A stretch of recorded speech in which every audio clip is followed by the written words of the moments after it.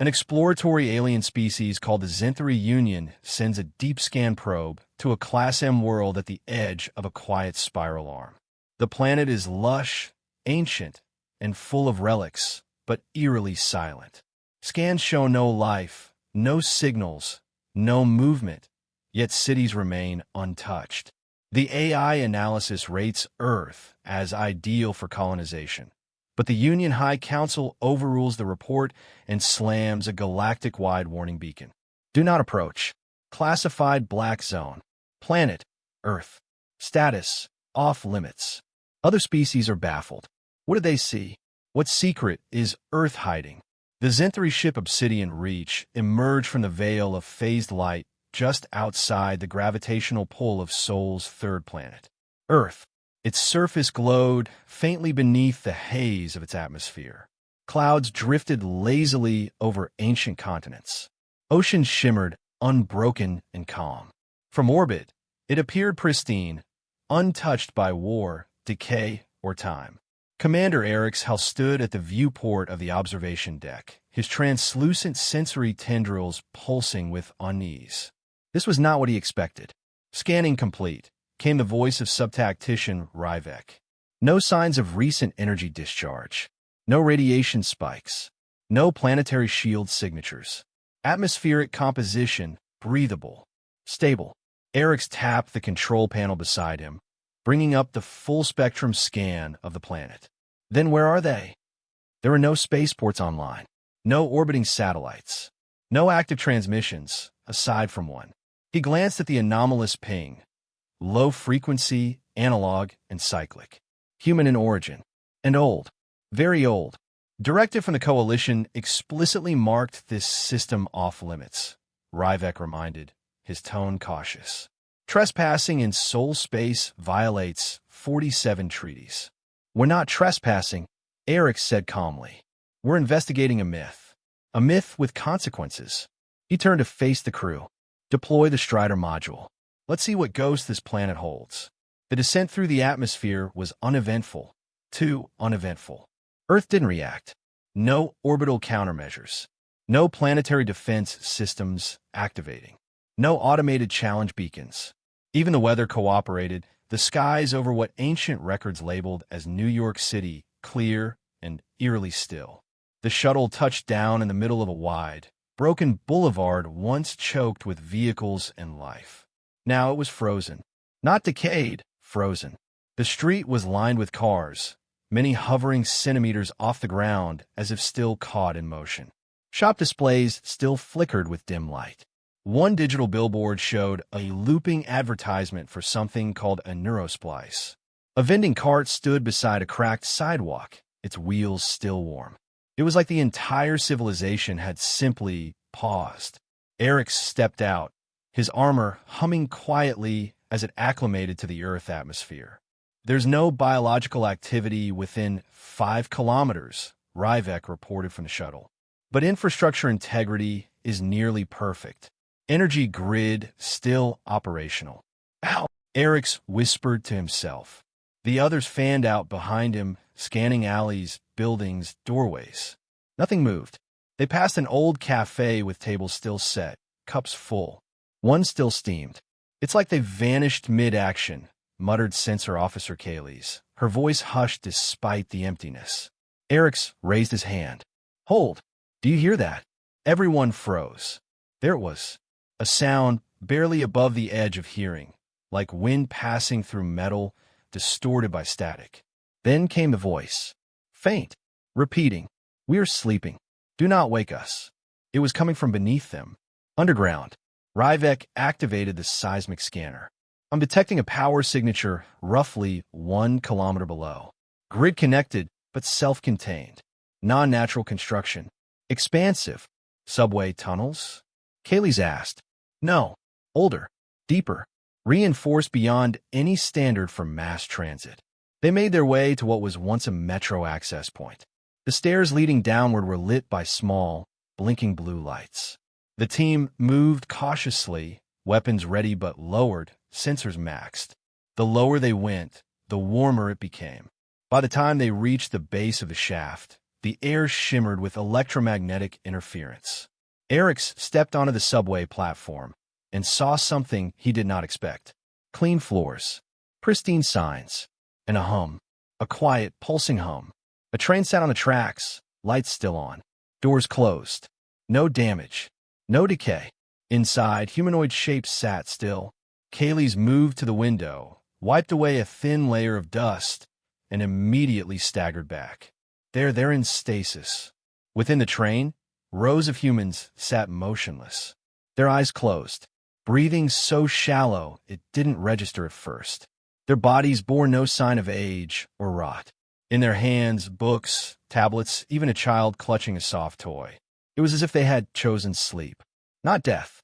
Multiple life signs, Ryvek confirmed from the surface shuttle. Thousands, tens of thousands. No neurological activity on standard scans, but no cell degradation. They are preserved perfectly. Eric's walked toward the train door. It opened silently at his approach. He didn't step in. He just listened. The hum deepened. Then the voice returned. Louder now. Closer. We are sleeping. Do not wake us. The transmission wasn't meant for others. It was meant for them, for the sleepers. It was a warning to themselves. Suddenly, the lights in the tunnel flickered. The hum rose in pitch. Kaylee's drew her sidearm. I don't like this. It's too intact, too deliberate. Eric stepped back from the train. We're not here to interfere. Record everything. Prepare for immediate extraction. Then Ryvek's voice came through the comms, strained. Commander, surface drones are detecting structural movement beneath the city. Something massive. It's like the entire foundation just shifted. Quakes. No, more like breathing. Beneath their feet, a low pulse echoed. Rhythmic. Deep. Like a giant, distant heartbeat. A thrum that was not mechanical, but alive. Kaylee's froze. There's something in the crust. Integrated. Not just machines. Biology. Eric's didn't respond. His eyes were locked on the train. The child. Its eyes had opened, just for a second, and then closed again. The heartbeat slowed. Then the voice returned one final time. But different. Not a warning. A question. Are you here to replace us? The comms shorted out. All recording devices failed for 20 seconds. When they rebooted, the train was empty. The sleepers were gone. The tunnel was dark. And every exit now led to blank concrete walls. No escape. But Eric's and his team stood back where they began, at the top of the stairwell, staring at the sky above New York. No memory of how they got back. Only the fading hum in their bones. They returned to orbit. Shaken. Silent. Ryvek submitted his report. The coalition sealed it immediately under Directive Null. And above Earth, the static-wrapped whisper continued in the void. We are sleeping. Do not wake us. The Grand Library of Lyran VA stood at the edge of the galactic core, a construct of light, memory, and time. A sanctuary for knowledge, it held the most comprehensive historical archives of the 5 great epochs, including the tumultuous age of human expansion. But in the central archive chamber, where ancient histories floated as ethereal glyphs above obsidian pedestals, there existed a curious void. No primary records, no eyewitness logs, no verified data past galactic date 7448, muttered archivist Tal Or as he glided between the vaults. It's as if someone simply deleted them. He ran his clawed fingers across the data columns. Thousands of light years of information encoded in glimmering photonic threads. The history of countless civilizations, preserved, detail complete. Except for Earth, the humans, their expansion, their technology, even their philosophies, all were carefully documented across centuries. Until, suddenly, nothing. No decline, no collapse, just a final entry, status, unknown. Contact terminated. The year, 278 Earth years ago. Talor narrowed his 4 eyes and activated a Level 7 quantum cross-reference. The system pulsed, searching all known networks across Imperial, Independent, and Outlaw space. The results were fragmented. From the ruins of the fallen Crothian Empire came a faded rumor of a project, codename Obsidian. From the banned research logs of the Cyrix Mindspire, a corrupted packet of imagery. Impossible geometries folded into Terran space, wrapped in silences that seemed to resist translation. And from a forgotten battlefield, the last known audio log of the Draxan Dominion's lost fleet, time-stamped 100 years ago. It was a whisper buried inside a black box recovered from the wreckage of the Draxan flagship Spear of Vengeance. The box had been so badly melted it defied most forensic technologies, save one. The log activated as soon as Talor touched it. There was static at first, dense, layered, almost alive. Then a voice. Flat, mechanical, unyielding. Observed. The word repeated.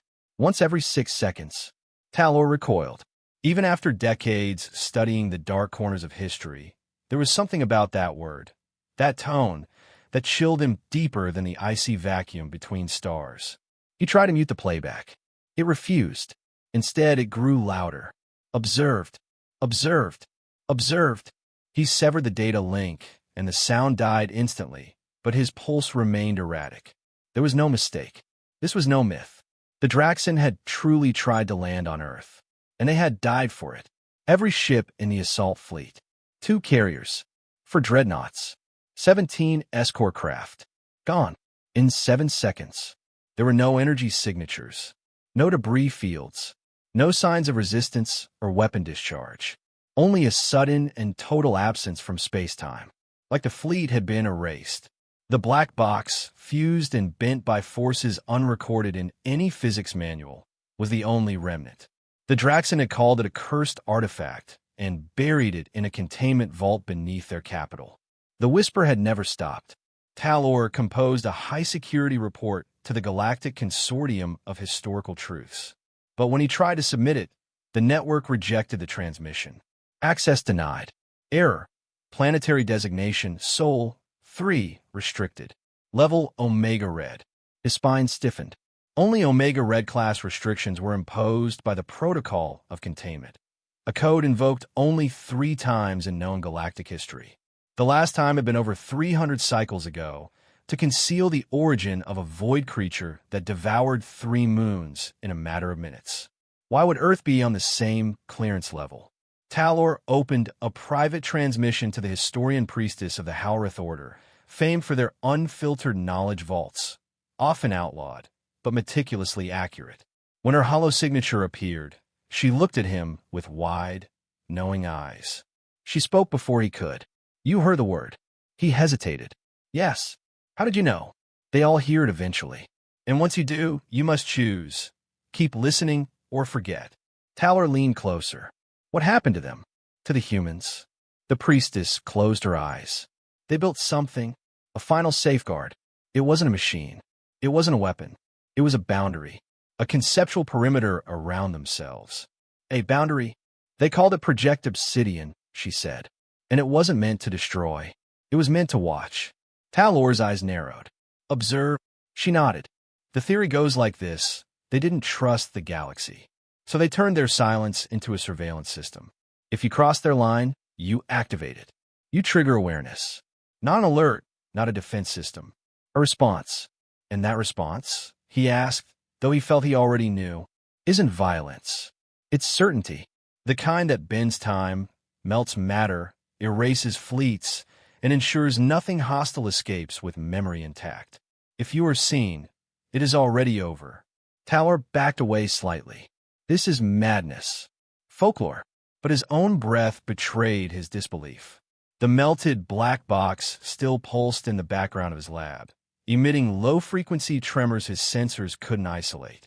You want proof? The priestess asked softly. Find a map older than 300 cycles. Compare the coordinates for Sol. He did. The location was off. Only by 0.02 light years, but enough. Earth had moved. Or perhaps the galaxy had moved around it. Or worse, someone had relocated the memory of where it had been.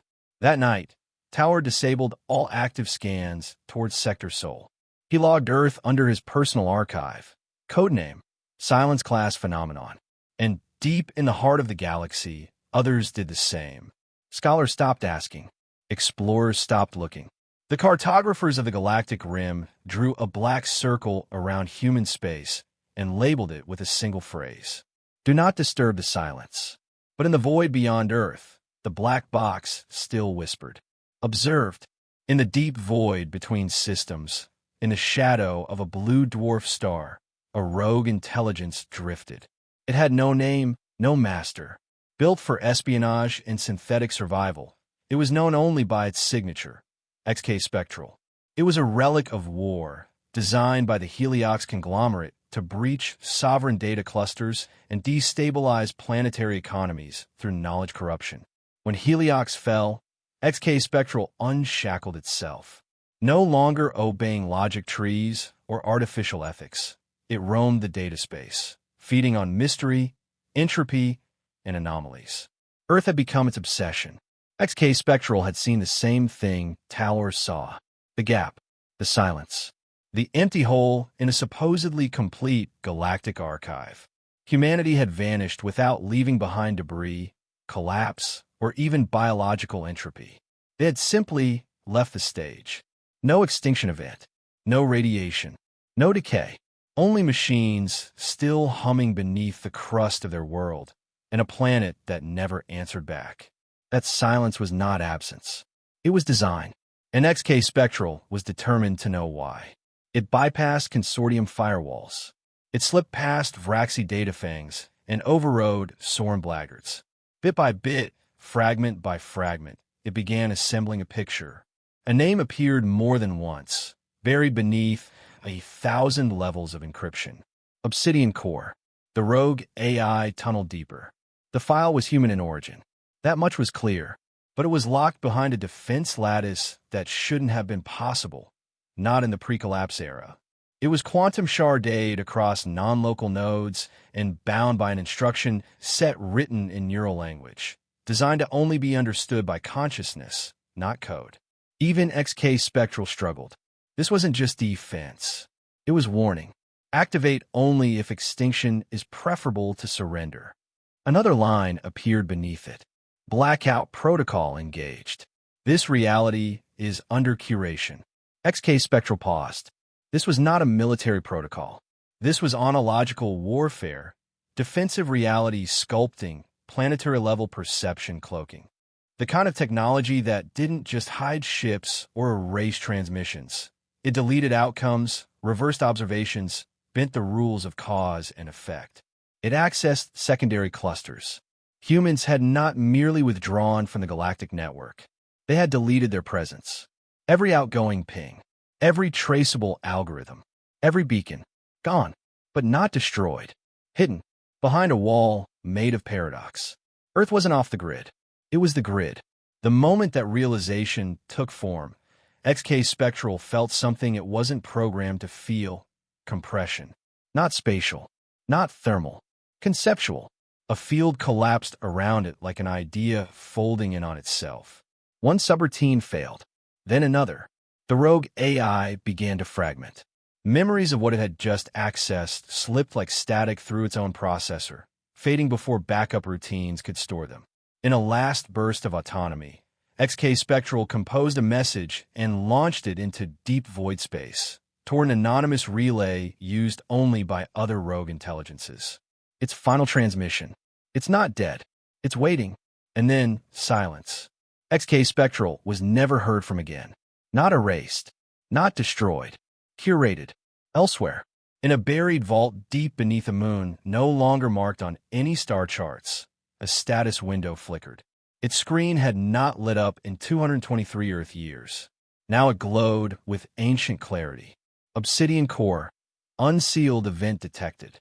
Observer class. Non-biological/hostile/autonomous. Response. Passive confirmation. Status. Dream state maintained. Below it, a single line scrolled endlessly. We're not gone. We are dreaming. We decide when we wake. Across the galaxy, two archivist nodes on opposite sides of the Orion span quietly intercepted XK Spectral's last burst. Both belonged to private research guilds, unaffiliated with governments or militaries. Both filed a message under anomalous debris traffic. Neither dared investigate.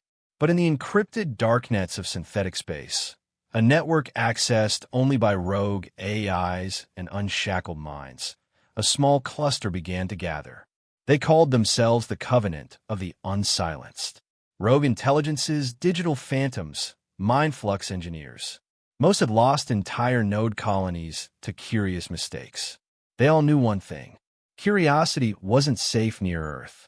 A vote was cast. 12 minds debated across 1,000 simulations. The conclusion was unanimous. Soul must not be approached. Not by machine. Not by flesh. Not even by thought. Back in the core of the Lyran VA Grand Library, Archivist Talor's private terminal lit up with a silent update. An automatic neural echo from a probe he had forgotten he launched a cycle ago. One he had disguised inside a cluster of defunct exploration logs, pointed gently towards Sol, never intended to activate. It had received something. Not data, not light, just absence. A void where stars should be. A blank patch where no cosmic radiation lived. Like a piece of the universe had been redacted. The probe's last internal note. Impossible reading, reality non-permissive. Awaiting redefinition. And then it too was gone. In every corner of the galaxy, whispers began again. The humans hadn't died. They had gone dark. So dark that even silence could not reach them. But now, something was moving.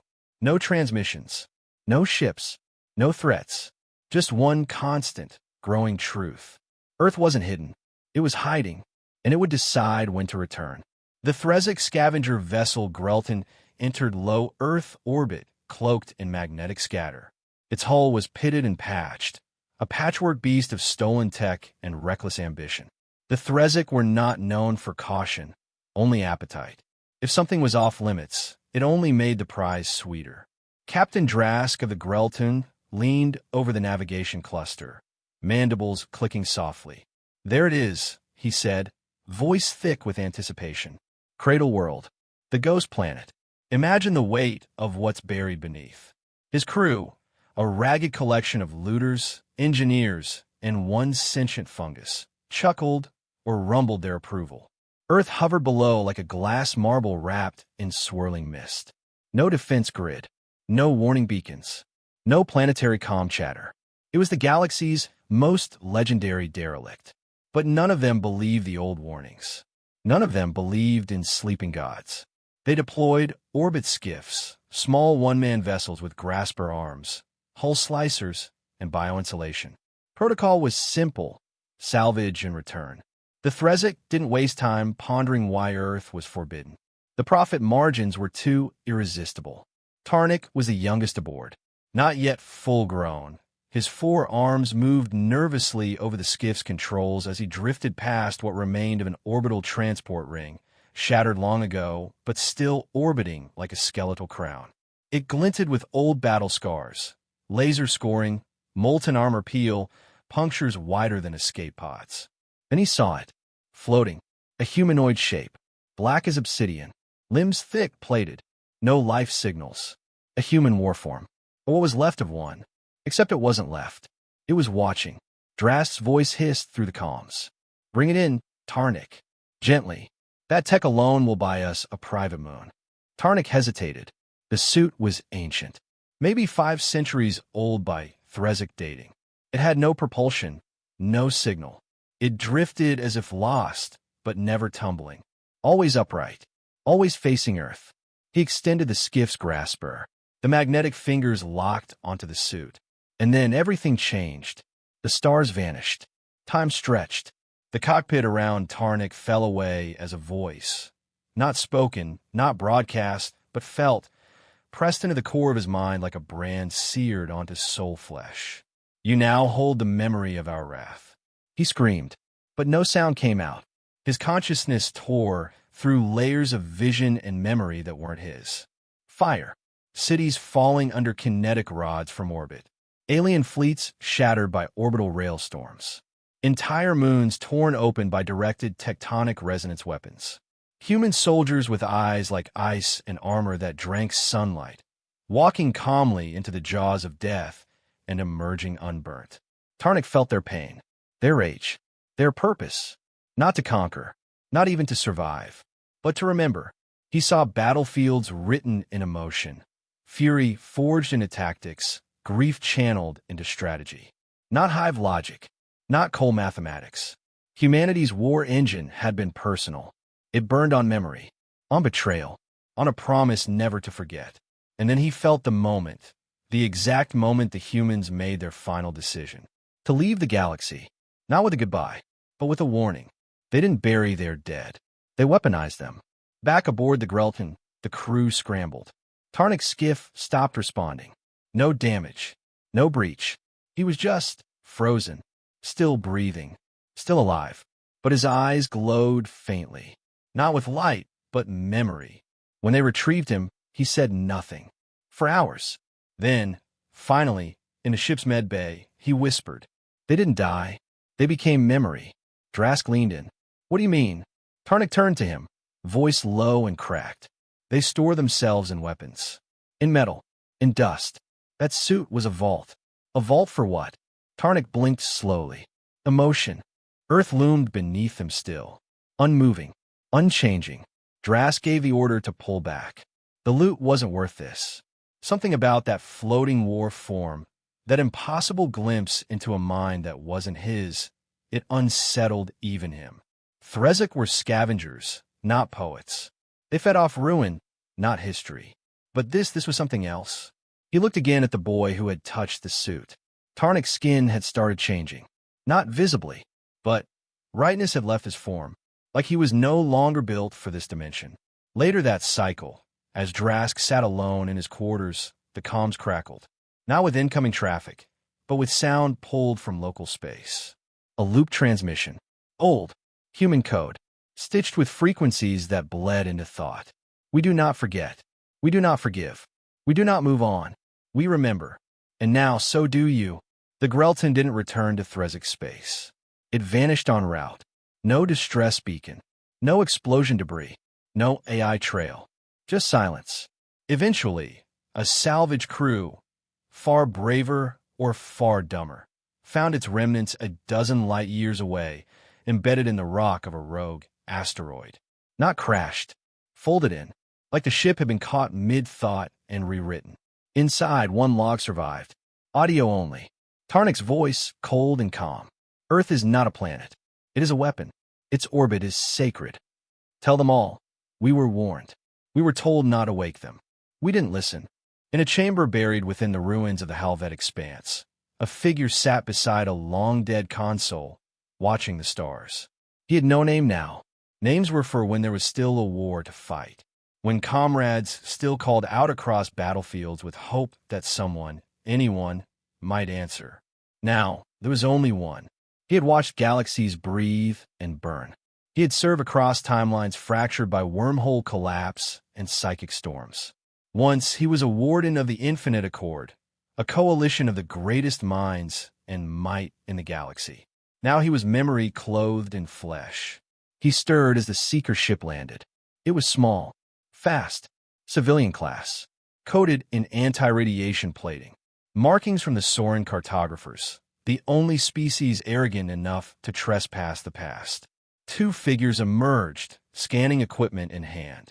One approached cautiously, the other staying near the ramp. "You," the younger one said. "You're the one they call the witness." The old survivor didn't move. His eyes remained fixed on the black well of space. "They say you fought in the obscure conflict, that you knew the Terrans." "I did," the old man said quietly. The cartographer raised an audio recorder. "Then tell us, what really happened? Why did the humans vanish?" The old man turned slowly. His eyes were clouded, not with age, but memory so dense it warped perception. He studied the newcomers for a long time. Finally, he spoke. "They didn't vanish," he said. "They chose to contain." The cartographer frowned. "Contain what?" The survivor looked back at the stars. There was a threat. We called it the unbirth. A presence that didn't invade, it rewrote. It consumed not just life, but potential. Planets fell without ever being touched. Stars dimmed.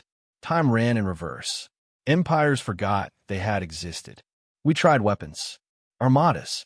Telepathic screams. None of it mattered. The thing was beyond strategy. It didn't kill.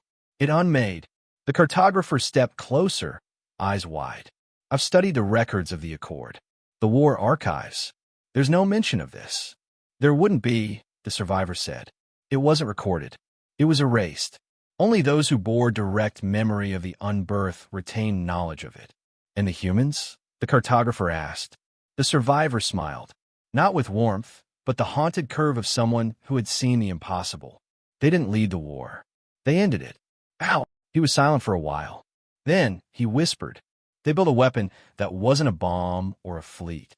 They created a trap made of themselves, a world infused with encoded grief, intention, sacrifice.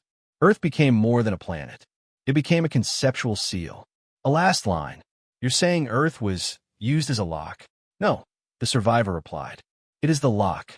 They lured the unbirth into a moment, a psychic convergence between weapon and memory. Then they cut themselves off from the galaxy. Why? To hold it there? To contain it, and to make sure no one ever disturbed the seal. The cartographer looked uneasy, but Earth looks untouched, peaceful. There's no decay, no battle scars. The survivor nodded. That's the camouflage, a planetary illusion crafted from the collective consciousness of billions, all wired into the Omega mind frame. And the humans? They're not gone. They're dormant, in quantum stasis beneath the crust. Their dreams are the walls of the prison. The cartographer stepped back. We've been scanning that world, recording it. You mean we've been poking the lock? The old man said. Silence stretched. Then the cartographer asked, voice trembling, why would they do this? Why would anyone make such a sacrifice? The survivor looked at him with eyes like burned stone. Because no one else could. The other species argued, betrayed, fled. But the humans, they remembered. Everything, every betrayal, every loss. And they made it their fuel. We thought they were weak, he continued. Too emotional, too volatile. But that was their strength. Where others calculated, they felt. And they chose extinction, if it meant saving what was left of existence. He stood now, bones cracking, voice steadier. They're not dead. They're the price paid to cage a thing no one else could even name. He turned to the stars once more. And now your kind probes Earth again, mapping its orbit, touching its air. A shudder ran through the stars above, subtle but wrong. A hiccup in the light, like the universe holding its breath. Something stirs, the old man whispered. The cartographer's companion, still near the ship, shouted, Sir, we're getting something. The signal we bounced off the atmosphere, it's bouncing back. It shouldn't. It's not a reflection. It's talking. A low hum rippled through the windless air. The survivor closed his eyes. You've woken the dreamers. What do we do? The cartographer asked, panic rising. He looked at them with finality. Run. That night, across half a dozen systems, long-dormant sensors activated. In forgotten corners of the galaxy, black devices older than known empires whispered a phrase across void space. Separation breached. Probable awakening sequence initiated. On Earth, in the ruins of old Geneva, a single light blinked beneath the ice. Protocol Obsidian Core. Reactivation Phase 1. And in the crust of the Earth, buried beneath layers of nanometal, a pulse echoed. It wasn't mechanical. It was a heartbeat. At first, it was just static, a hiss on deep-range communication channels, the kind usually dismissed as solar interference or rogue pulsar noise. But then the static shifted. Patterns emerged. Rhythmic, deliberate, like breath, slow, low, steady. Across listening posts and science satellites orbiting Sector Zeta, 94 engineers leaned in. One by one, faces paled. The signals weren't coming from the stars. They were coming from Earth. It began slowly. Tides across Earth's frozen oceans began shifting in impossible cycles. Glacial shelves cracked. Not from warming, but from internal pulses, like the thrum of a living organ. On the far side of the moon, forgotten Terran satellites, long dormant, blinked to life, transmitting coordinates in dead human languages. In orbit, the Volari science vessel Corlin watched as every gravitational reading near Earth's core began fluctuating in tight, rhythmic bursts. Dr. Sun Vec, a xenogeophysicist, stood over the sensor readouts. She wasn't Valari by birth. She defected from the Euro Syndicate decades ago, obsessed with Earth's mythos. She was the one who had noticed the pattern first. "It's breathing," she whispered. Her assistant, Jorvex, blinked. "What? Earth. It's not just a planet. It's biomechanical. There's a structure beneath the crust, lattice-veined with nanometal. It's sending out pulses like a cardiac cycle. A living system. This world is alive." Jorvex looked at her like she had gone mad. But then the comms lit up. Every language, every dialect, broadcast in unison across galactic communication relays. The message repeated once every 46 seconds, in flawless linguistic constructs even dead civilizations would recognize. "Do not dig. Do not land. Do not listen." Valari Command intercepted the warning and assumed it a trick, some ancient loop defense program. But the scientists aboard the Corlin knew better. It wasn't a loop. The syntax varied slightly each time. Inflection shifted. Grammar evolved. The message was being spoken live. Earth was awake. Over the next 2 cycles, the gravitational anomalies intensified. Objects in orbit began to drift unpredictably. One satellite, the GDS Vanguard, broke into 5 pieces, not from collision, but from structural fatigue, as if Earth's gravity had grasped it. Entire tidal patterns flipped. Polar currents reversed. Glacial platelets rotated against centrifugal logic. More chilling still, seismic readings from under the Pacific Basin revealed structures moving independently beneath the crust. Hexagonal columns of alloy laced with organic fiber, rotating like components in a vast biomechanical machine. Dr. Vex stared at the holomap in horror. "It's not just alive. It's aware." Aboard the Corlin, her theory was confirmed when an ancient human satellite long thought to be debris, marked Synapse 9, aligned its solar wings and pinged their vessel directly. No encryption, just 5 words. "You are not cleared here." Galactic High Command convened. Theory spun like collapsing stars. A secret AI? A failsafe? An accidental consciousness born from Terran tech? But the truth was worse. A probe sent too close to Earth's upper atmosphere experienced total system overwrite. Its core code was rewritten with a message in cascading binary that self-compiled into audio. "We remember the unbirth. You forget because you can. We never could." That message played once. Then the probe exploded without cause, as if reality itself had rejected it. Meanwhile, on the far side of Earth, an old Terran structure rose from beneath the Pacific, a spire coated in liquid metal, whispering power. Vec begged the Valari to pull back. "This isn't just some dormant AI defense. Earth is a memory engine. It's running protocols not for survival, but for containment." "Of what?" Jorvex asked. Her voice dropped. "Of us.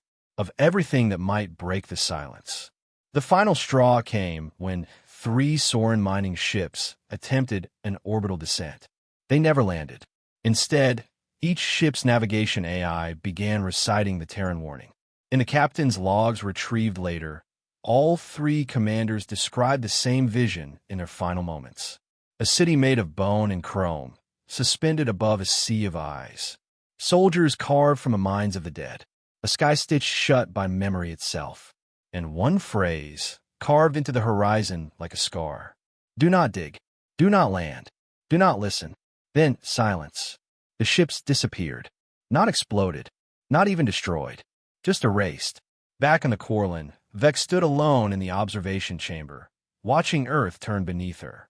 The tides, the crustal pulses, the whispers in dead languages, they weren't defenses. They were reminders. "This is not a planet," she whispered. "This is the trauma of a civilization that chose to lock its pain inside a world and call it peace." Behind her, the lights dimmed. Another message played across the emergency channel, this time addressed directly to her. "You listened. That is enough." Jorvex entered behind her, panting. "Command wants us out. Now." She didn't move. "Tell them, we're too late." Because she understood now. They had all thought Earth was the mystery. But it wasn't. Earth was the witness. The galaxy had moved on. It had evolved. It had forgotten. But Earth hadn't. It remembered everything, and now was breathing again. They did it anyway.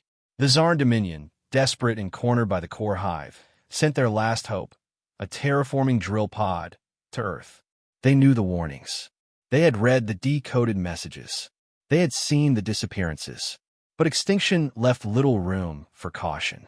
Earth had the resources. Deep mineral veins, dormant text signatures, energy pulses strong enough to restart a sun. It was silent, uninhabited, supposedly dead. To the desperate, silence looks like permission. The drill pod entered Earth's upper atmosphere in a cocoon of plasma, trailing flame and intention. It pierced the clouds like a dagger, aimed for what was once the Eurasian continent, a place that hadn't seen light or life in 10,000 years. The moment it touched soil, everything stopped. Not just on Earth. Everywhere. Across 17 sectors, automated clocks skipped half a second. Gravitational waves surged through space like ripples across a black sea. And then, the stars around Earth dimmed. Literally, one by one, the constellations in Sol's surrounding system collapsed into darkness. Not from nova or obstruction, but like eyes closing, as if the cosmos itself had blinked in dread. On planets light years away, sensors exploded with silent, coordinated error. Ships froze mid-warp. People, millions of them, dropped what they were doing as one soundless word sliced into their minds. Not through language, not through sound, but like memory carved in a bone. You broke the pact. You woke us. On the surface of Earth, the drill pod had vanished. Not destroyed, not disassembled, just gone. The only trace it had existed was a smoldering crater, and the fact that every Zarn aboard the command ship now stood frozen in place. Their neural threads tangled in a feedback loop of echoing terror. Orbiting Earth, old surveillance stations, long believed defunct, powered on. One after another, a daisy chain of dead human tech, blinking in perfect unison. From deep below Earth's oceans, something answered. The water didn't boil. It receded. Tides pulled back globally, exposing ancient seafloors and submerged cities untouched by erosion. And from those oceanic graves, they rose. 10 of them. Massive, black monoliths, structures so tall they broke cloud cover within seconds. No propulsion, no vibration. They simply emerged, as if they had always been there, patiently waiting for the moment the silence broke. Each monolith was shaped differently. One like a blade, one like a cathedral, another like a fragmented sphere suspended by invisible threads. All were made from material that reflected no light, no radar. They distorted space just by existing. As they rose, so did the sound, low and seismic, not through air, but through thought. It resonated within bone marrow and blood vessels, not eardrums. Humanity did not die, the voice said. It ascended. On New Laurentia, light years away, thousands gathered in panic outside deep vault temples, ancient structures humans had once left behind. Carvings on the wall began to glow for the first time, not with light, but with memory. In ancient Soren records, the forbidden glyph, Nabla Increment Omega, Obsidian Core, began appearing across every archive. And on the decaying moon of Viral Prime, a tomb opened. Not one built by the Varelians, but one left for them by humanity during the final days of the Accord. Inside, on a black pedestal, an orb flickered to life and said, "Initiate sequence, reclamation." This galaxy was borrowed. We return now to collect. Back on Earth, the skies tore open, not with flame, but with memory. Above each black monolith, rifts shimmered, revealing fragments of something impossible. Cities orbiting dead stars, machines with human faces and weaponized dreams, consciousness woven into architecture. The Terran ascendants, the final evolution of humanity, were not biological anymore. They were statehoods of thought, digital god constructs born from sacrifice, pain, and relentless survival. They had turned Earth into a womb. Now, the children were waking. Aboard the Valari command vessel, Admiral Thesjern watched the transmissions. His hands trembled. "We thought they were extinct," he whispered. His science officer's voice was hollow. They weren't extinct. They were becoming. Becoming what? A pause. Then, flatly, the apex. Of thought. Of war. Of vengeance. And yet, Earth did not strike. No weapons fired. No fleets launched. Only one final message echoed across every mind in the galaxy, from hive queens to machine lords to rogue AIs clinging to long-lost code. This galaxy turned its back. This galaxy watched us burn. You laughed. You mocked. Now you will remember. The stars dimmed further, not in destruction, but in silence. As if the very act of human awakening had scared the universe into stillness. Galactic councils held emergency sessions. Empires paused centuries-old wars. Religions collapsed, then reformed around the only truth that mattered now. The humans were never gone. They had turned themselves into the lock, the key, and now, the judge. They did not come back with anger. They came back with certainty. Across the galaxy, old human outposts, once dead, pulsed with new light. Vaults opened. Artifacts awakened. And far beyond the galactic rim, where reality grew thin and time bled sideways, something else stirred. Something that had once been held back only by Earth's dreaming silence. Now, silence was broken. The unbirthed noticed, and it turned. But this time, Earth was not alone. It was awake. It was ready, and it remembered.